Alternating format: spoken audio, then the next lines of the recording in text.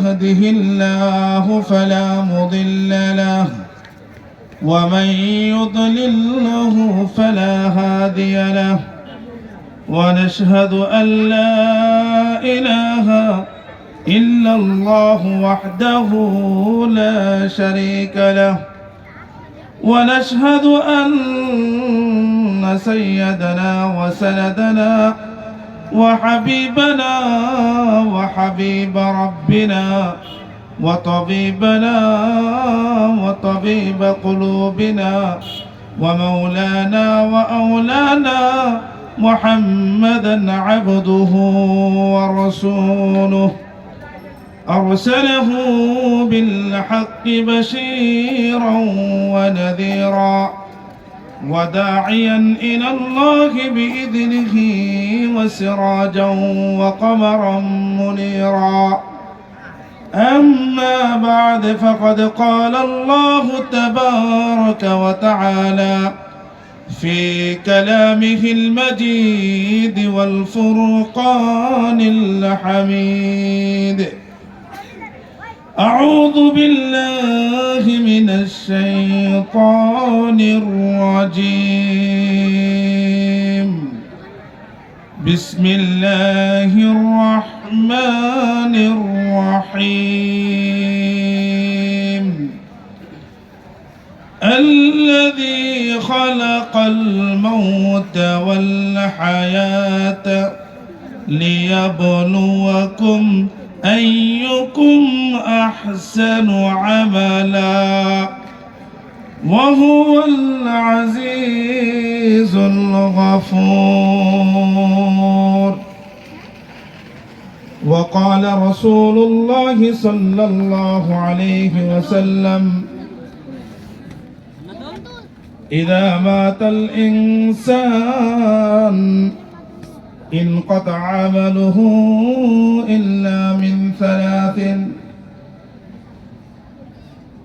إلا من صدقة أو جارية أو علم ينتفع به أو ولد صالح يدعو له أو كما قال عليه الصلاة والسلام.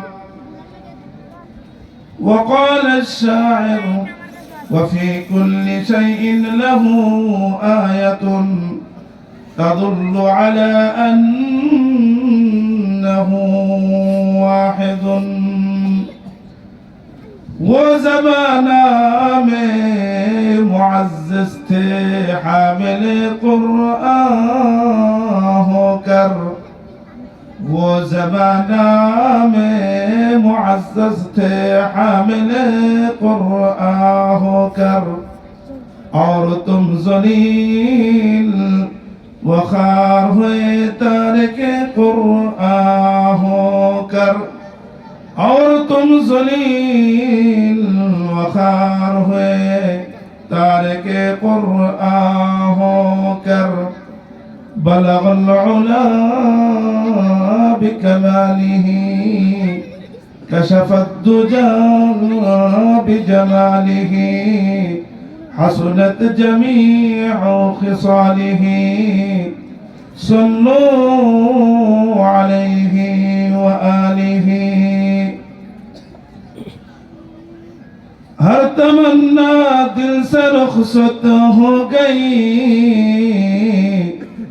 ہر تمنا دل سے رخصت ہو گئی اب تو آجا اب تو خلوت ہو گئی اب تو آجا اب تو خلوت ہو گئی আমরা সকলেই মাওলানা পাকের জিকির করি লা ইলাহা ইল্লাল্লাহ লা ইলাহা ইল্লাল্লাহ লা ইলাহা ইল্লাল্লাহ লা ইলাহা ইল্লাল্লাহ লা ইলাহা ইল্লাল্লাহ লা ইলাহা ইল্লাল্লাহ লা ইলাহা ইল্লাল্লাহ লা ইলাহা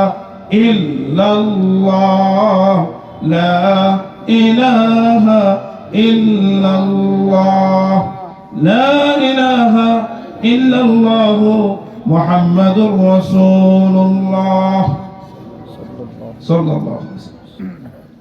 আল্লাহ রাব্বুল আলামিনের দরবারে লাখো কোটি শুকরিয়া যে মহান রব্বুল আলামিন আমাদেরকে হযরত আবু বকর সিদ্দিক রাদিয়াল্লাহু তাআলা আনহু ইসলামিয়া মাদ্রাসা ও এলাকাবাসীর উদ্যোগে তৃতীয় বার্ষিক ওয়াজ ও মাহফিলে আজকের মাহফিলের সম্মানিত সভাপতি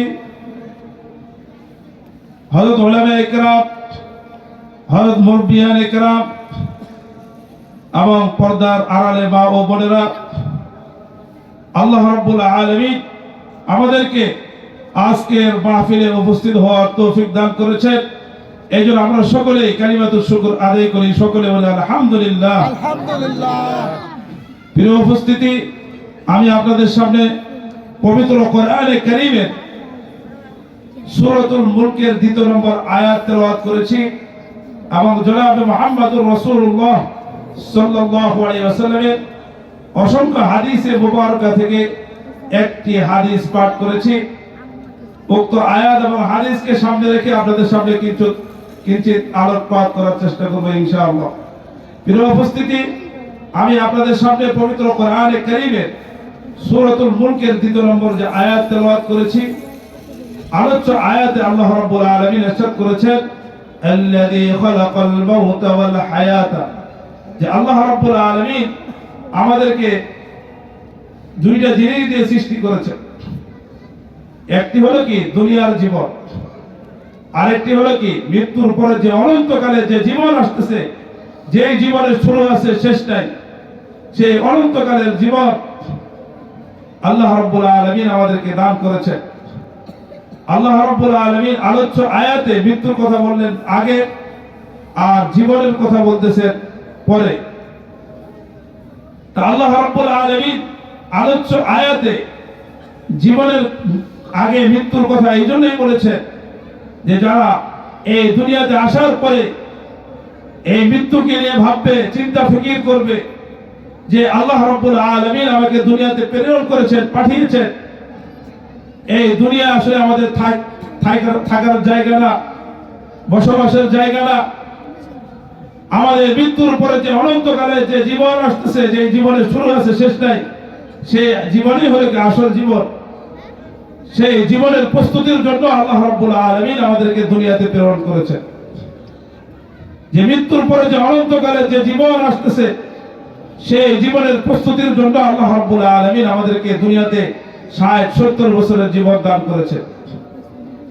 তো এই জীবনটা তো আমাদের তখনই দামি হবে যখন আমরা আল্লাহ রাব্বুল আলামিনের হুকুম জনাবে মুহাম্মদুর রাসূলুল্লাহ সাল্লাল্লাহু আলাইহি ওয়াসাল্লামের তরিকা অনুযায়ী আমাদের জীবনকে পরিচালনা করব।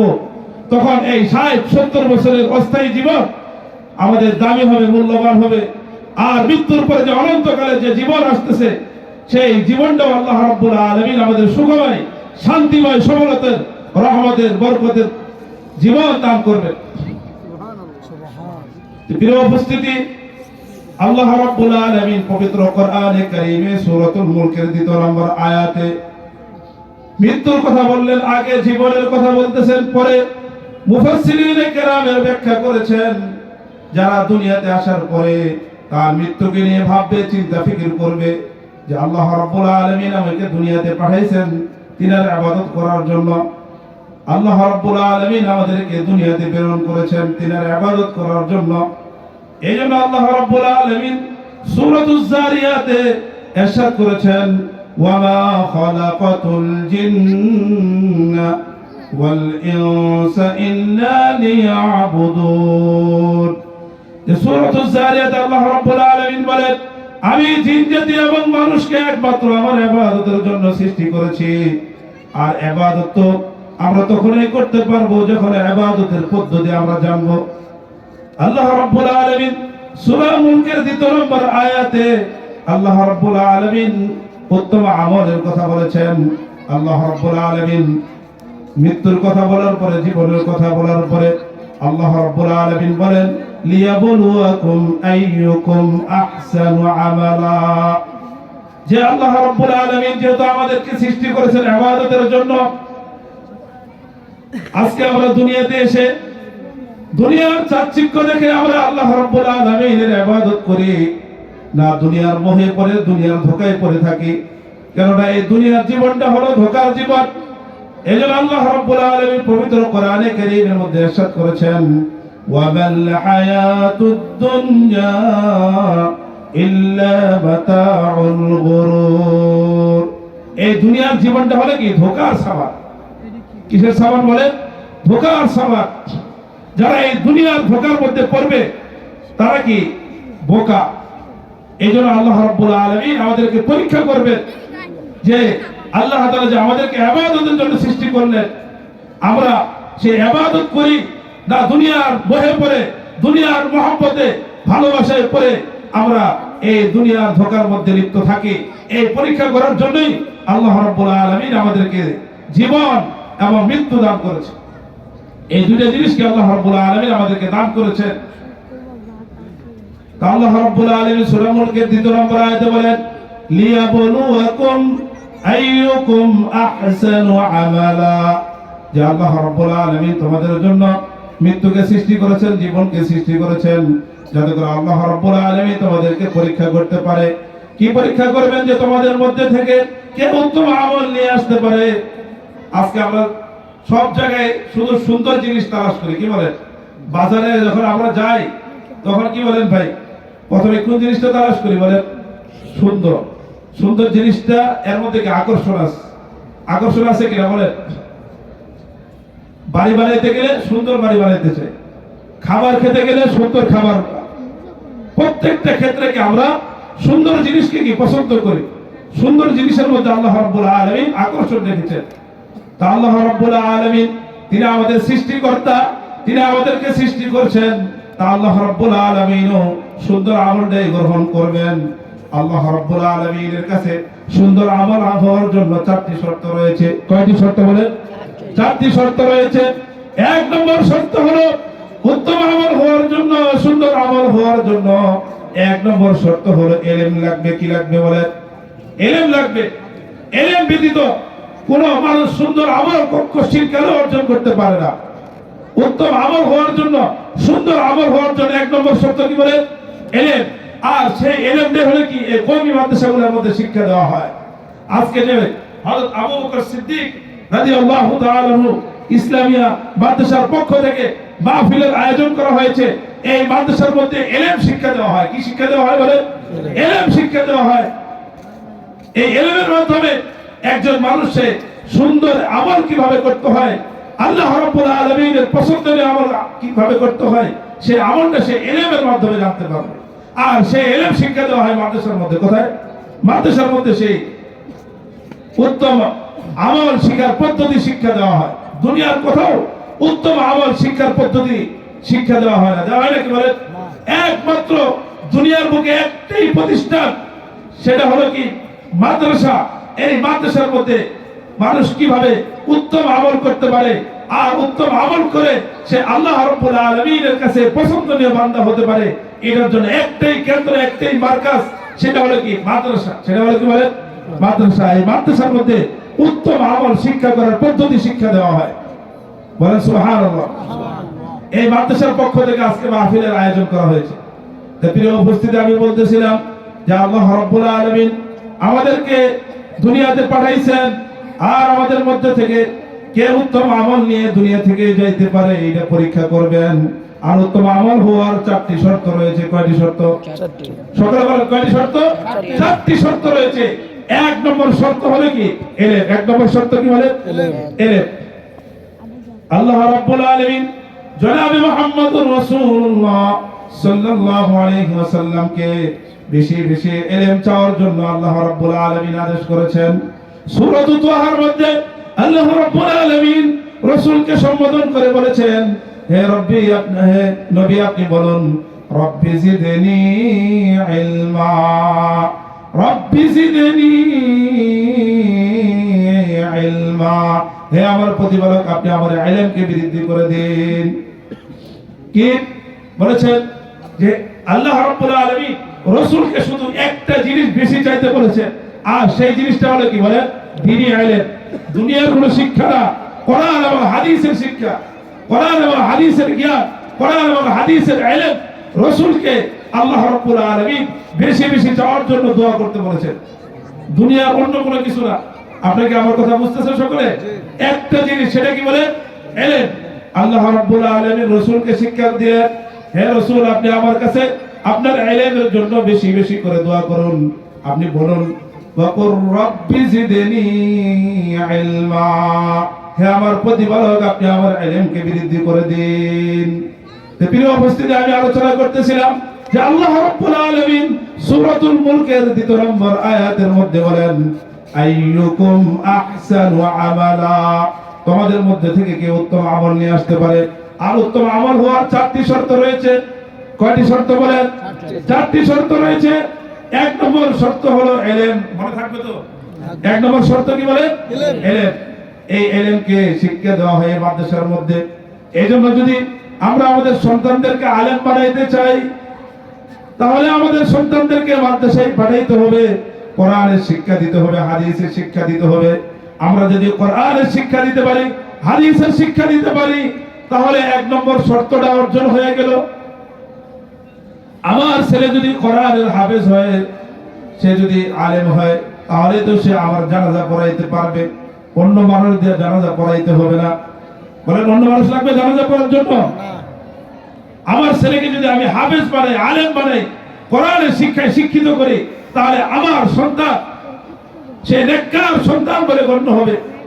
আমার বিদ্যা আশ্রমে যেতে হবে না। আজকে দেখেন 90% মানুষ যারা বিদ্যা আশ্রমে রয়েছে, তাদের সন্তানরা তারা জেনারেল শিক্ষায় শিক্ষিত, তাদেরকে কোরআন এবং হাদিসের শিক্ষা দেওয়া হয় নাই। এই জন্য তাদের ফলাফল ভোগ করতে হচ্ছে। না বলেন? বিদ্যা আশ্রমে গিয়ে কোনো হাফেজ, কোনো আলেমের কোনো পিতামাতাকে পাবেন? এই জন্য সর্বপ্রথম আমাদের সন্তানদেরকে কোরআনের শিক্ষা দিতে হবে, হাদিসের শিক্ষা দিতে হবে। আমরা যদি আমাদের সন্তানদেরকে কোরআনের শিক্ষা দিতে পারি, হাদিসের শিক্ষা দিতে পারি, তাহলে আমার এই ছেলে কোনোদিন নাস্তিক হবে না, মুরতাদ হবে না। ঠিক না বলুন? আমার সন্তানকে যদি আমি প্রাথমিক শিক্ষা কোরআনের শিক্ষা দিতে পারি, হাদিসের শিক্ষা দিতে পারি, তাহলে আমার এই ছেলে কোনোদিন কুনক্কার হবে না, নাস্তিক হবে না, সে মুরতাদ হবে না, সে ইসলামের বিরুদ্ধে কোনোদিন কথা বলবে না, সে রাসূলের বিরুদ্ধে সে কোনোদিন কথা বলবে না। ঠিক কিনা বলেন?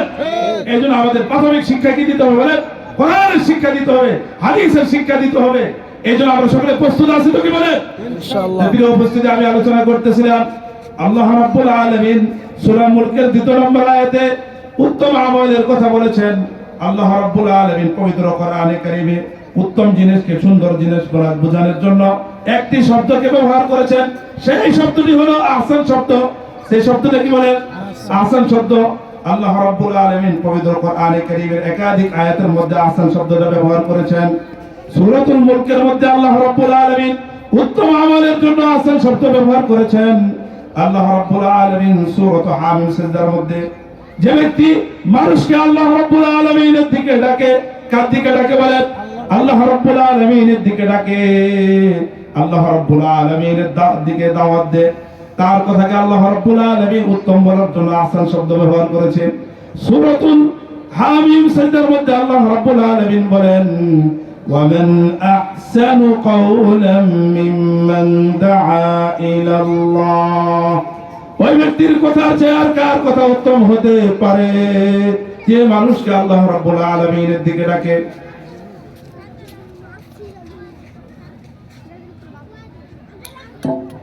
ওই ব্যক্তির কথা চেয়ে কার কথা উত্তম হতে পারে যে মানুষকে আল্লাহ রাব্বুল আলামিনের দিকে ডাকে। তাহলে চাইতে আল্লাহ রাব্বুল আলামিন উত্তম কথা বোঝানোর জন্য, সর্বোত্তম কথা বোঝানোর জন্য আল্লাহ রাব্বুল আলামিন এখানে যে শব্দটা ব্যবহার করেছে সেটি হলো আহসান শব্দ। কোন শব্দ বলে? আহসান। আল্লাহ রাব্বুল আলামিন মানুষকে সবচেয়ে উত্তম আকৃতি দিয়ে সৃষ্টি করেছে। এইজন্য আল্লাহ রাব্বুল আলামিন পবিত্র কোরআনে কারীমে সূরাতুত তিনের মধ্যে আল্লাহ তাআলা এই আহসান শব্দটাকে ব্যবহার করেছে। আল্লাহ রাব্বুল আলামিন সূরাতুত তিনের মধ্যে বলেন লাকাদ খালাকানাল ইনসানা ফি আহসানি তাকওয়িম।